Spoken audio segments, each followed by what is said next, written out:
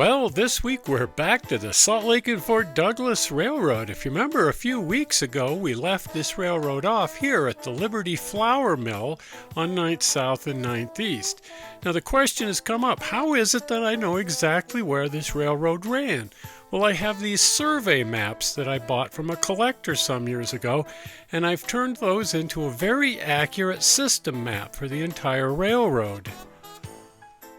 So we're right now tracking pretty much right up this main line that headed to the north toward the avenues.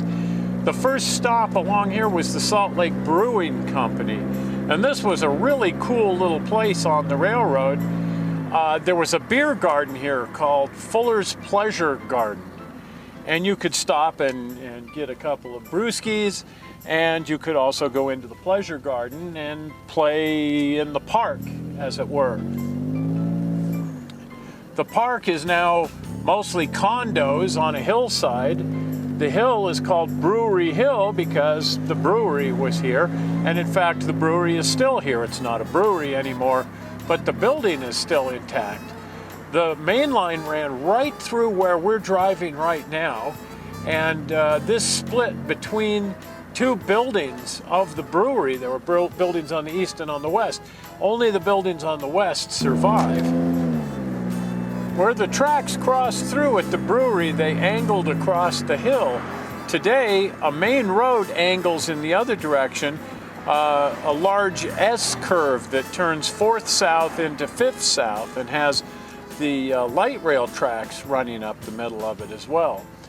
But back then, there was a wood trestle running right through that same area, which carried the trains up along the hill through Fuller's Pleasure Garden to an area directly in front of us here.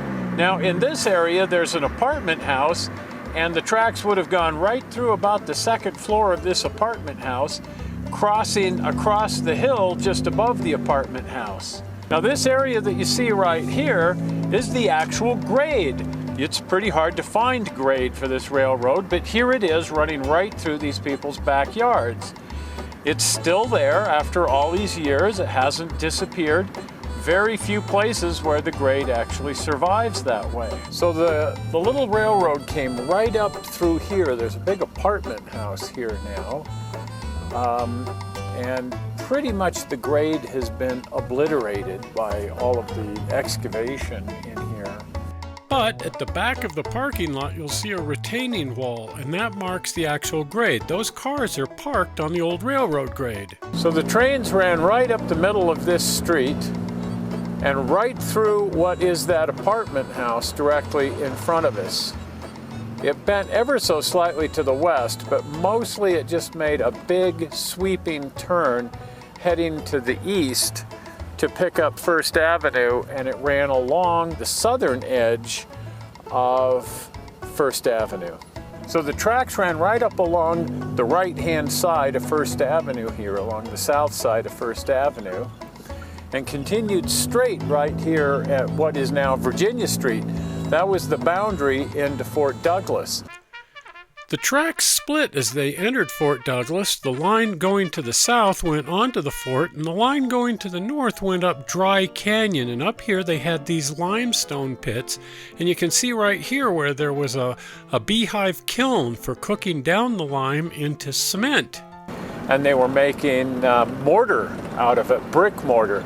They'd mix that with sand from the sand and gravel pit just over here and make mortar, and then they were bringing red sandstone down from Red Butte Canyon and using that to build foundations and curb and gutter and just all sorts of things around town here. The other track continued to the south for quite some distance, and then it turned due east into Fort Douglas.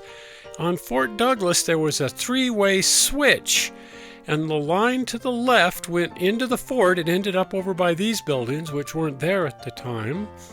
And they had a place to set out cars. There was a couple of sidings. The track to the right went over to Wagener's Brewery, which is probably the most interesting place on the whole line. But the track in the middle went right up Red Butte Canyon. Red Butte Canyon is now Red Butte Garden and Arboretum, and it's just a really cool place. It's just beautiful up here.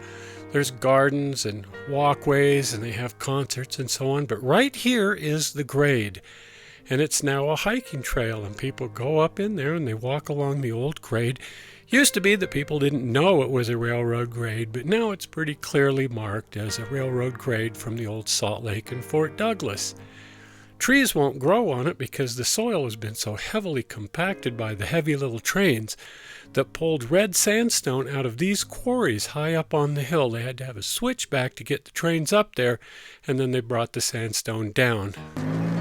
We're now in an area called Research Park. The tracks came through Research Park, bearing kind of a northeasterly direction, and right through right where we are about right now. Now, there was a time when you could easily see that grade, and you could even make out where there was a little bridge over here that carried the tracks across Red Butte Creek.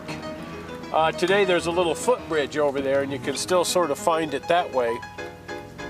But for the most part, the whole thing is just gone. It's been obliterated by all this building and newness that's in here. There's one little small piece of grade still surviving up here, and some people from the local community, some of the local rail fans, including Ralph Wagener, who has a really nice model railroad, have relayed it in some 3-foot gauge track just to sort of commemorate the Salt Lake and Fort Douglas and remind people of this great little railroad that used to come up through here way back in the day. There's a little historic park built here now where the tracks came through. It's called This Is the Place Heritage State Park because it was here that Brigham Young famously announced, "This is the place." The railroad tracks ran right through here, probably just barely west of the monument, as they crossed through heading for the mouth of Immigration Canyon, which is where we're headed right now. So not right where we are, but just immediately to our right over here, my right, your left. To a point right in here someplace, which was Wagener's Brewery. You can still easily find Wagener's Brewery. The building is long gone, but bits and pieces of the foundation are still here, and a lot of the stones that used to make up the foundation are still here, just sort of littering the ground. Directly across the street from this is the Rotary Glen, the Rotarians Park here, and the Rotarians took over the beer garden that was part of Wagener's Brewery, and the little area where the trains pulled in is still there as part of the Rotary Glen. And the only surviving pictures of the Salt Lake and Fort Douglas were taken of trains parked right there in front of Wagener's Brewery in what is now Rotary Park, Rotary Glen. Wagener's Brewery was quite a complex. Look at the size of this thing. I guess back then Mormons weren't all that against drinking beer. After the trains went away, they had to buy all these trucks to haul the suds down to the city for the, thirsty people. But the most interesting part of this whole deal was the railroad that came up here. They had shays and rod locomotives. I think for the most part the shays worked the Red Butte Canyon line, but whenever you see these pictures of the excursion trains at the brewery, they're always being pulled by a shay. Look at the cool little excursion cars they ran too to take people up to the beer garden at Wagener's Brewery. I have walked this line looking for any kind of artifacts I can find, and they're just not around. My father did find this soda bottle in 1950 at the site of Wagener's Brewery. It's an old Coca-Cola bottle and frankly a prized possession. I also found a horseshoe at the site of the three-way switch, but that's it. That's all I've ever found of the Salt Lake and Fort Douglas. You can still tell from the photographs, if you look at the photograph of the train sitting outside Wagener's Brewery, and there are 2 known photographs of that, you can tell that that little dirt road right there was the platform for Wagener's Brewery. Platform is something of an exaggeration. The siding, at any rate, the end of track where the train pulled in and let the passengers off, there really wasn't much of an actual platform there. Well, it's cold and rainy. I've put the top up and I'm giving up. Anyway, we've seen the entire Salt Lake and Fort Douglas, what's left of it. You might want to try your hand at a little ghost tracking in your own neighborhood. It's amazing how many of these somewhat vanished railroads are still out there. Try your hand at a little urban archaeology. In a future show, we might try going up the line that went to Park City. A lot of that survives. But the Salt Lake and Fort Douglas, well, not so much.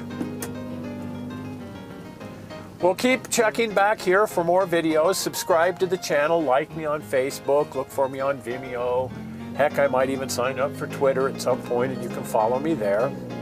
I'm not sure how you found me on the internet, but I hope you didn't find me boring, and look for more tapes here soon.